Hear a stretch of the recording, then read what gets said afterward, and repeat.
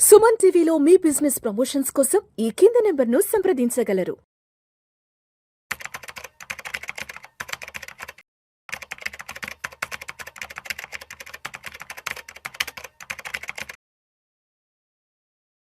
Welcome to Vishnu talks. నేను Vishnu.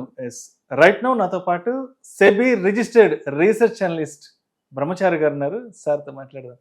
Sir నమస్తే sir. Thank you very much for inviting me. So బ్రహ్మచారి గారు, అంటే ఇప్పుడున్నటువంటి గవర్నమెంట్ పాలసీస్ అండ్ ఫర్దర్గా వచ్చే గవర్నమెంట్ పాలసీస్ అండ్ ఏ విధంగా అప్కమింగ్ బడ్జెట్ సెషన్స్ 2026 ఫిబ్రవరిలో మనకు బడ్జెట్ సెషన్స్ ఉంటాయి కాబట్టి ఇవన్నీ కూడా మార్కెట్ సెంటిమెంట్ ఏ విధంగా ఇన్ఫ్లుయెన్స్ చేసే అవకాశం ఉందంటారు? యా, మనకి మొట్టమొదటి పాలసీ జిఎస్టీ పాలసీ మనకి వచ్చింది కదా, అది that is going to be positive for markets, ఎందుకంటే డిమాండ్ గ్రోత్ ఉంటుంది. ఆ తర్వాత నెక్స్ట్ ఈజ్ రేట్ కట్స్ ఉంటాయి. రేట్ కట్ ప్రాసెస్ సైకిల్ మొదలైంది. సో రేట్ కట్ సైకిల్ ఎప్పుడవుతుందంటే చీపర్ లోన్స్ దొరుకుతాయి మనకి. చీపర్ లోన్స్ దొరికినప్పుడు ఆటోమేటిక్గా మీకు మీ బిజినెస్ గ్రోత్కి కావాల్సిన ఫండింగ్ దొరుకుతుంది. ఆల్మోస్ట్ 0.25 బేసిస్ పాయింట్స్ కనుక మనం తగ్గితే మార్కెట్లోకి 1,25,000 కోట్లు వచ్చి పడతాయి. సో వాటన్నిటిని ఏదో రకంగా ఎకానమీలోకి వచ్చేస్తాయి. సో అది ఒక అడ్వాంటేజ్ మనకి.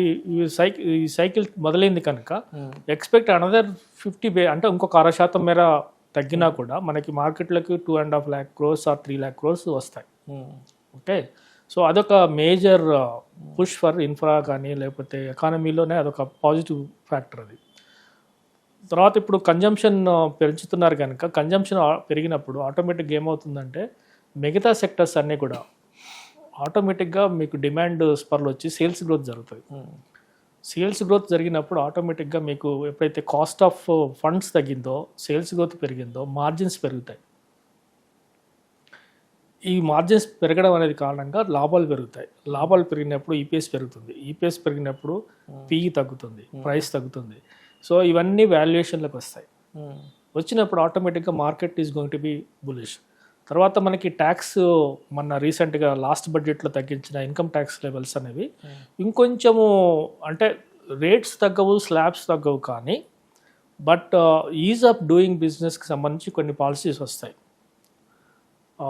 ముఖ్యంగా ఈవెన్ ఐటీ ఫైలింగ్స్లో కూడా మనం రీసెంట్గా చూసాము, చాలా వరకు ఫైల్ చేసిన నెక్స్ట్ డేలోనే మనకి రిటర్న్స్ కూడా వచ్చేసాయి కదా. సో అలాంటివి మనకి చాలా ఒక ఈజ్ ఆఫ్ డూయింగ్ బిజినెస్లు మొదలవుతాయి. అంటే డిఫరెంట్ లైసెన్సింగ్ కానీ లేదా మిగతా విషయాలన్నీ కూడా, ఇవన్నీ కూడా policy driven.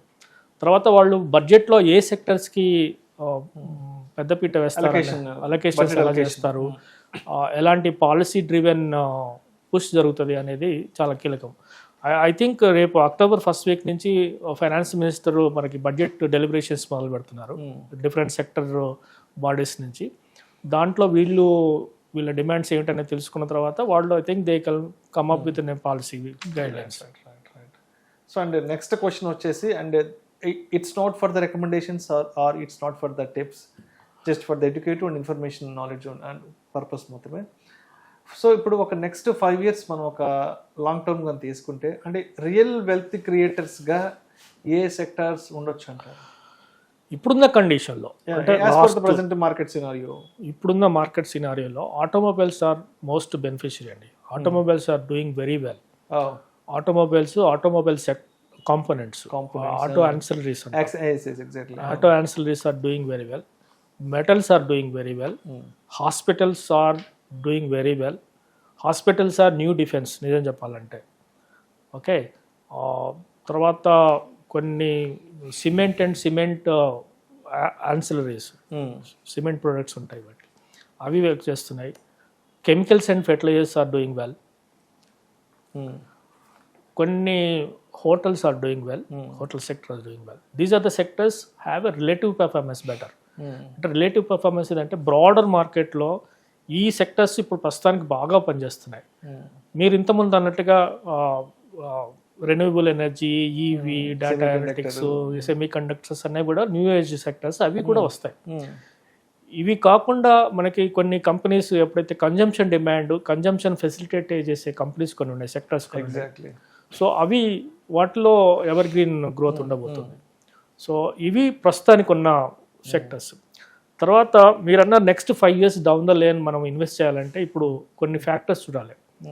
A multi bagger అయినా సరే ఒక స్టాక్ కొన్ని రెట్లు పెరగడం అనేది ఆలోచిస్తుందంటే ఫస్ట్ మనకు కావాల్సిందంటే పేషెన్స్ అండ్ డిసిప్లిన్. పేషెన్స్ ఏంటంటే you must have a patience to hold. ఎంతసేపు హోల్డ్ చేయగలము, ఎన్ని సంవత్సరాలు హోల్డ్ చేయగలము అనేది ఉండాలి.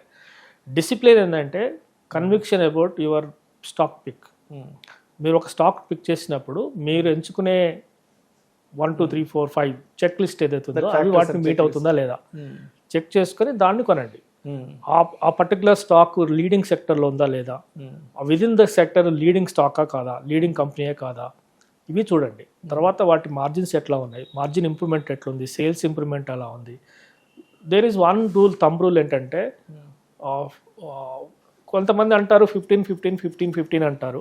నేను అంటాను దాన్ని కొంచెం మారుస్తాను. అంటే 15% గ్రోత్, 15% ROCE, 15% మార్జిన్స్, తర్వాత 15% ఆఫ్ ది మార్కెట్ షేర్ ఉండాలి. సో నేనేమంటానంటే బేసిక్గా ROE 17% ఉండాలి, సేల్స్ గ్రోత్ 20% ఉండాలి, ఎర్నింగ్స్ EPS గ్రోత్ 20% ఉండాలి, quarter and quarter, year on year. అట్లీస్ట్ 4 quarters 20% ఎర్నింగ్స్ గ్రోత్ ఉందా లేదా, ఆ ఎర్నింగ్స్ మూమెంటం ఉందా లేదా చెక్ చేసుకోండి.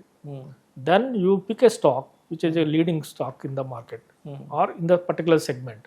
Then you stay with that, stay invested with that, and I think you will see the results over a period of time.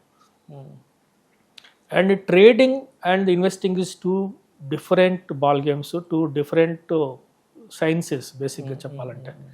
ఇన్వెస్టింగ్లో నష్టపోయిన వాళ్ళు మీరు ఎవరు వినుండరు, ఓన్లీ 5% కన్నా తక్కువ ఉంటారు. బట్ ట్రేడింగ్లో 95% లూజ్ అవుతారు. So stay invested for a period of next 5 years, you will see the results. Okay. So ఇప్పుడు కొత్తగా మార్కెట్లోకి రావాలనుకున్న వాళ్ళకి అండ్ ఆల్రెడీ ఎగ్జిస్టింగ్ ఎప్పటి నుంచో మార్కెట్లో ఉన్న వాళ్ళకి మీరు ఒక గోల్డెన్ పీస్ ఆఫ్ అడ్వైస్ ఇవ్వాలి అంటే ఎటువంటి అడ్వైస్ ఇస్తారు? ఫస్ట్ మీరు సెలెక్ట్ చేసుకోవాల్సిందే టైం ఫ్రేమ్. ఏ టైం ఫ్రేమ్ కోసం మీరు మార్కెట్లోకి వస్తున్నారు, ఎంత క్యాపిటల్ కోసం, ఎంత క్యాపిటల్తో మీరు మార్కెట్లోకి వస్తున్నారు. ఓకే. మీరు డెరివేటివ్స్లో ట్రేడ్ చేయాలంటే ఇంటర్నేషనల్ రూల్ ఏంటంటే 2.5 million ఇన్ యువర్ కరెన్సీ. అంటే 25 lakhs క్యాపిటల్ లేకుండా మీరు డెరివేటివ్స్లోకి రాకండి. Okay, simple rule. Okay. Derivatives అంటే 10,000 పెడితే కూడా ఆప్షన్ బయింగ్ చేయొచ్చు, కానీ అది 0 అవ్వడానికి ప్రాబిలిటీ ఎక్కువ ఉంది. Okay, done. సో దాన్ని వదిలేసేయండి. మీరు ఫస్ట్ థింగ్ అంత క్యాపిటల్ లేదు, నాకు చాలా తక్కువ క్యాపిటల్ ఉందంటే better forget about that derivatives trading. స్టాక్స్లో ఇన్వెస్ట్ చేయండి. ఎంత కాలానికి ఇన్వెస్ట్ చేస్తారు అనేది మీ చాయిస్. ఇంట్రాడే ట్రేడింగ్ లేదా లైవ్ చార్ట్స్ చూస్తూ, లైవ్ డేటా చూస్తూ ట్రేడింగ్ అనేది completely a professional job. You don't have time, better not to do that. పొజిషనల్గా స్వింగ్ ట్రేడింగ్ అంటాం బేసిక్గా. స్వింగ్ ట్రేడింగ్ లేదంటే మా ఎక్స్పీరియన్స్, మేము కొంతమందికి చేస్తున్న ఎక్స్పీరియన్స్ ఏంటంటే average holding period is 1 week to 3 months period, or average holding is actually 3 weeks only, where you can get, we have a separate methodology for that. Okay. Even it is a short term, comes under short term. మీరు medium to long term అంటే anywhere between more than 6 months to more than 1 year time frame కనుక మీరు ఆలోచిస్తున్నట్టయితే దానికి fundamentals చూసి plus technicals చూసి కొంత stay invested with a defined rules, అప్పుడు మీరు డెఫినెట్గా రీల్ చేస్తారు. మా ఎక్స్పీరియన్స్ ఏంటంటే మేము మాకున్న పోర్ట్ఫోలియోస్లో మేము చూస్తున్నది ఏంటంటే మా average growth is more than 40%. Maximum మేము చూసింది ఏంటంటే 80%.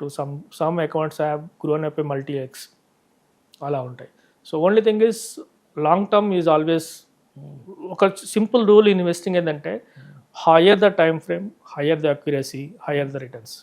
Right sir, right sir, right. మీరు టైం ఫ్రేమ్ పెంచుకునే కొద్దీ మీ రిటర్న్స్ పెరుగుతాయి, మీ అక్యురసీ పెరుగుతుంది.